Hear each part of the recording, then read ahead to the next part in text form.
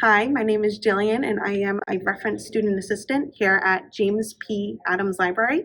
And today I'm going to show you the printing process, starting from the login and going all the way through. So let's start with logging in. When you first come up to the public computer, it says to press Control, Alt, and Delete to unlock. So we'll do that. And then click OK. And your username will be your first initial, last name, underscore, and then the last four digits of your student ID. And your password will be the same as your MyRic, Blackboard, and so on. Okay, so once the screen has come on, you will go to the document that you'd like to print. So for the purposes of these videos, I'll just be printing the Google homepage.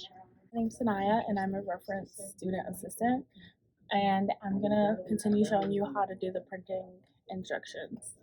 I'm gonna print the Google homepage. You're gonna go in and hit print, and in destination, you can go to see more, and in this you have your Adams printing right here, which is just for black and white, and then you can also hit color, which is for color printing. So after you hit print,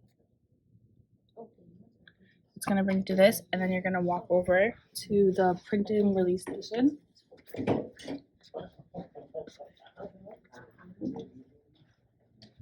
And here you're going to sign in with your username.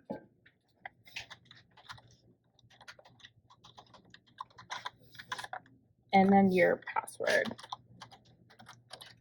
which are the same password to get into the computers.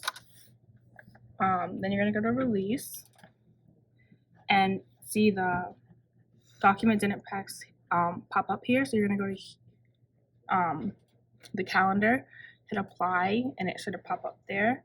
Then you're going to hit release, and it should go to the printer over here. Once you got your print job from the printer, you want to log out of here by hitting user and log out, and it takes you back here. You want to make sure not to log out of the desktop, which is over here, just out of the print job here. And also, if you come up to the computer and it looks like this, all you hit is this button up the top, and it pops up the release station.